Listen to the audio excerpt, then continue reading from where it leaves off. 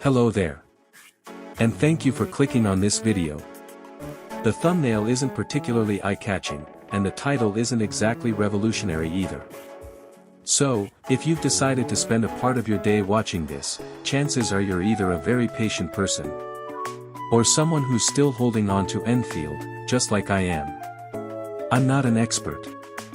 I don't have any special insight into game design, and I'm certainly not the kind of player people would call exceptionally skilled. I'm simply someone who has logged in every single day since launch, and I wanted to talk about how the game feels after living with it for 4 months. Unfortunately, many of the people I started this journey with have already moved on. And it kind of saddens me that, I can't really blame them. Like any game, Endfield has strengths and weaknesses. There are things I genuinely love about it. There are decisions I can understand, even if I don't completely agree with them. And then there are choices that leave me scratching my head. Today, I'd like to talk about those frustrations. Not the kind you get after a bad patch or a rough evening. The kind that slowly settle in once the honeymoon phase is over.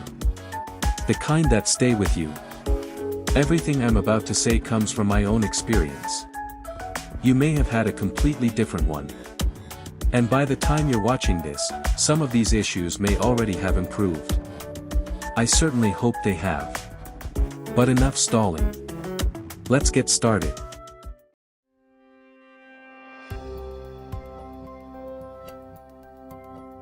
If you asked me whether Endfield is graphically impressive, my answer would probably be no. Since Genshin Impact changed the landscape, we've seen no shortage of open-world gacha games. Several of them push visual fidelity much further than Endfield does. Wuthering Waves would be an easy example. But visual fidelity and visual appeal aren't always the same thing. And that's where I think Endfield shines. The game blends anime-inspired characters with realistic environments and materials surprisingly well. Nothing feels out of place. The art direction does a remarkable job of making these very different visual styles coexist naturally. Even small details stand out. Different fabrics react differently to movement. Materials reflect light in unique ways. Outfits become wet at varying degrees depending on what they're made of. They're subtle touches, but they help the world feel more believable. The environments deserve just as much credit. Each region carries its own identity. The barren landscapes of Valley 4 feel harsh, lonely, and almost hostile. Then there's that originium-filled space during your first encounter with Triagalos. It's beautiful. It's dangerous. And it perfectly communicates what kind of planet Talos 2 really is. Wuling, on the other hand, offers a completely different atmosphere. The contrast among the protected Wuling city, Qingba Stockade with its own culture, and the surrounding wilderness helps the region feel lived in rather than simply designed. There are still moments where character animations feel stiff. Some cinematic scenes don't always land the way they're intended to. But to the developers' credit, those aspects have steadily improved since launch. That's something I find encouraging. I never spent years playing Arknights, but there are operators from the original game that I've grown attached to. Seeing them reimagined with this level of visual quality is genuinely exciting. And I doubt I'm the only one who feels that way. In fact, if you'd asked me before version 1.3, I probably would have said something along these lines. Wow! This level of visual quality with this level of performance. The optimization team deserves a raise. Unfortunately, version 1.3 had other plans. Since then, I've experienced frequent stuttering, frame drops, and occasional crashes. In my case, things became particularly frustrating because the game would sometimes crash the moment combat started. Not during intense boss fights. Not after hours of gameplay. The instant combat began. Which, admittedly, was a rather effective way of avoiding unnecessary friction with the locals. It just wasn't very effective for actually playing the game. Finding a workaround took far more effort than it should have. Even now, I wouldn't say the issue is fully resolved. The game remains one update away from reminding me that our relationship is still complicated.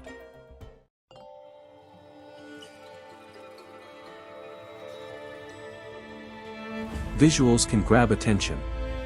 Character designs can generate excitement. But if a game doesn't feel good to play, people eventually walk away. That becomes even more important when we're talking about a real-time action RPG. At its core, Endfield revolves around 4 interconnected systems: factory management, exploration, combat, and field optimization. You build production lines to manufacture equipment and consumables. Those resources strengthen your operators. Those operators help you progress through the story and the open world. And once you've reached that point, you start optimizing the world itself to accelerate future progression. Every system feeds into another. Nothing exists in isolation. Which means, if you fundamentally dislike the idea of building and managing factories, I honestly can't recommend Endfield to you. The game is simply too dependent on it. Take artificing catalysts, for example. They're one of the most efficient ways to strengthen operators without spending sanity, but obtaining them is heavily tied to your factory economy. To buy the weekly supply, you need management credits. To earn management credits, you need production. And to sustain production, you need the factory. Even the gear your operators wear ultimately comes from the same system. Whether you enjoy it or not, the factory sits at the center of everything. To be fair, I actually like that. It's one of the reasons Endfield feels different from other games in the genre. The problem is that the game doesn't always do a great job of teaching players how all of these systems fit together. There are blueprints available. You can copy and paste other people's designs. But without sufficient industrial level, regional progress, or power generation, those blueprints often collapse under their own requirements. What looked like a shortcut quickly turns into a broken production chain. Sooner or later, you're forced to learn how the system actually works. And honestly, that's probably how it should be. Combat isn't particularly forgiving either. A squad consists of 4 operators fighting simultaneously. Even though you only control one directly, all 4 need attention. The AI-controlled members are generally safer than the player. They take less damage from enemies and do not retire from environmental hazards. But they're also noticeably less responsive. They don't always move where you'd like them to. And they certainly don't share your survival instincts. Skill levels don't need to be fully maxed out right away. But neglecting your team entirely is a quick way to watch them collapse in spectacular fashion. The combat system itself suffers from a different issue. The opening hours are simply not very exciting. Infliction mechanics, burst mechanics, buffs, debuffs, chain skill proc conditions. Most of the interesting interactions are hidden behind systems the game expects you to learn over time. Until then, combat can feel like repeatedly pressing the attack button and waiting for something interesting to happen. That problem becomes even more noticeable when your operators are still underdeveloped. For a long time, I struggled to understand why so many players praised Enfield's combat. Then, months later, I finally did. The more I invested into my roster, the more the system opened up. The problem wasn't that the combat lacked depth. The problem was how long it took before that depth became visible. At the moment, no operator feels completely finished. Every team feels like it's missing one crucial piece. Like a set of gears that almost fit together, but not quite. You can force them to turn. They'll even function. But something always feels slightly off. It took me nearly 4 months, multiple equipment updates, and a significant amount of investment before I finally understood why Levitane's playstyle is supposed to be fun. Once everything starts clicking, the combat becomes engaging. There's room for experimentation. Room for optimization. Room for mastery. Getting there, however, takes far longer than I think it should. Then we have field optimization. Unfortunately, this is where some of my biggest frustrations begin. Early on, field resources feel incredibly valuable. You spend hours traversing the map, placing zip lines near gathering nodes, and carefully planning routes. Every shortcut matters. Every efficiency gain feels meaningful. But eventually, something changes. Your infrastructure reaches maturity. Your main team becomes strong enough. And suddenly, you're drowning in materials. Meanwhile, the resources from Instance Dungeon where you need to spend your sanity, such as currencies and upgrade materials, remain perpetually scarce. The result is a strange sense of whiplash. You spend dozens of hours optimizing a network designed to solve a problem, only for that problem to stop existing. My carefully planned zipline routes are technically still there. They're functioning exactly as intended. I just don't use them as often anymore. Instead, I spend most of my time running delivery routes, which is not quite the future I imagined while building an industrial empire.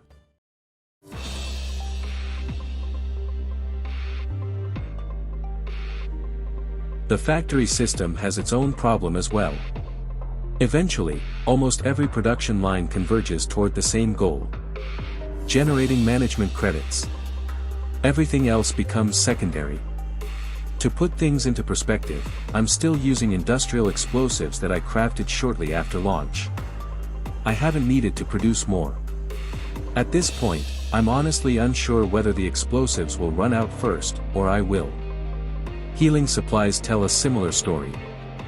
I don't make them anymore. Farming suffers from the same issue. Buff foods exist. The system works. But outside of occasional boss speedruns, there simply isn't much reason to use them. Production keeps increasing. Consumption barely moves. The game doesn't provide enough opportunities to actually use what you're producing. Some of the more difficult activities actively prohibit consumables and automated turrets altogether. Even then, those activities are usually one-time experiences rather than long-term goals. Personally, that's disappointing. Because, one of Enfield's greatest strengths is the sheer variety of tools available to the player. Different operators. Different weapons. Different equipment setups. Different production chains. Different consumables. The game gives you all of these toys, then struggles to provide enough reasons to play with them. And that's frustrating because this is exactly what makes Endfield unique. Among open-world gacha games, very few titles attempt something this ambitious. Yet Endfield still feels like it's searching for a way to fully utilize its own strengths. There are plenty of activities that clearly received a tremendous amount of care and effort. But most of them are one-time experiences. If this was a full-priced single-player package game, I wouldn't consider that a major issue. But Endfield is a live-service game. People need reasons to stay. They need goals to chase. They need something waiting for them beyond the next login and repeated dailies. Without that, motivation slowly disappears. The factory becomes less exciting. Progression becomes less meaningful. Even gearing up new operators starts to feel harder to justify. And eventually, players begin asking a simple question. If there's nothing left to do, why should I spend money on a new character? The market already has more than enough games where attractive characters fight attractive enemies. Endfield needs something that belongs to Endfield. More than anything else, I hope future updates help the game discover exactly what that is.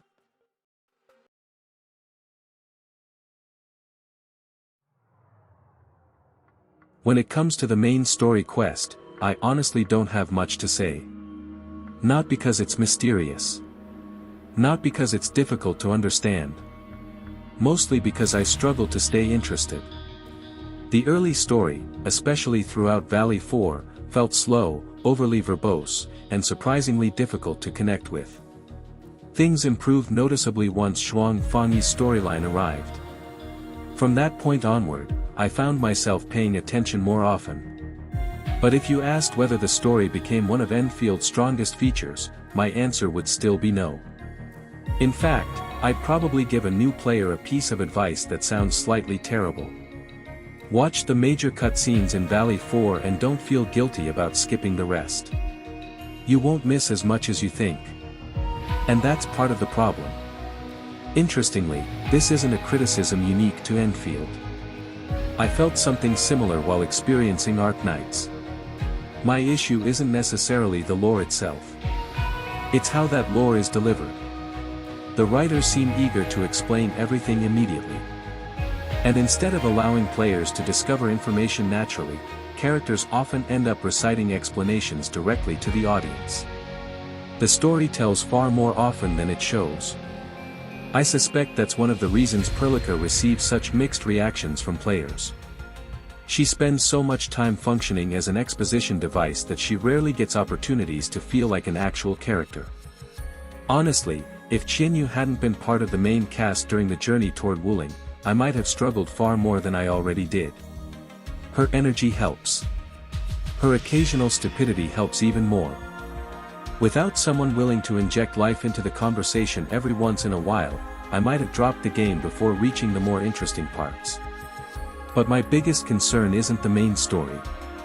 It's how Endfield handles its limited banners.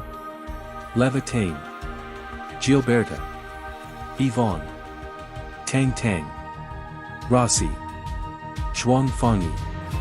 Looking back at the roster, only a handful of them received meaningful focus within the main narrative. Tang Tang and Zhuangfangyi stand out immediately. The others are much harder to connect with. Levitain arguably received the strongest side story and some of the game's best presentation. But for players completely new to the franchise, much of its emotional impact simply doesn't hit. Gilberta's side story was adorable. I just wish there had been more of it with a grain of connection to the main story. Yvonne technically appears in the main narrative, but her role is so brief that she barely has time to establish her own identity. Even her side story spends more effort emphasizing her relationship with Tada than exploring who she is as a character.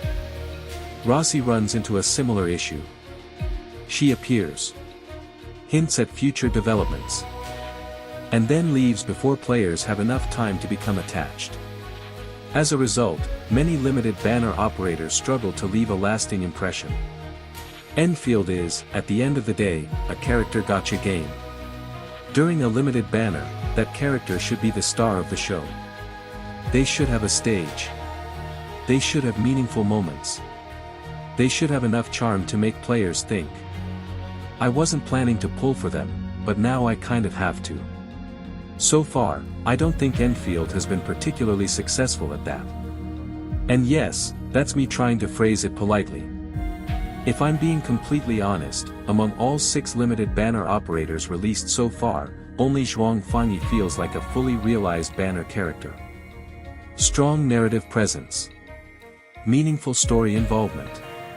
Excellent gameplay performance. Content designed to showcase her strengths. Equipment that practically is tailor-made for her. And a team composition that actually works with relatively less flaws. The difference is difficult to ignore. Compare that to Levitain, who still lacks proper heat infliction support other than Wolfguard. Or Yvonne, who spent months feeling half-baked before Tang Tang arrived. Favoritism isn't inherently a problem. Every game has favorites. Every developer has favorites of their own. But players are spending the same resources regardless of which banner they're pulling on. When the level of support varies dramatically between characters, disappointment is inevitable.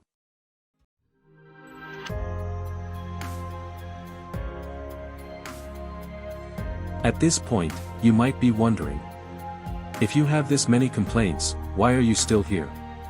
The answer is surprisingly simple. Because I like the game. Despite everything I've talked about, Endfield remains a genuinely impressive project. It's ambitious. It's unusual. And more importantly, it has a personality that no other game in this space can easily replicate. There's also the Arknights connection. I only started playing Arknights last August, but I'd been fascinated by its world long before that.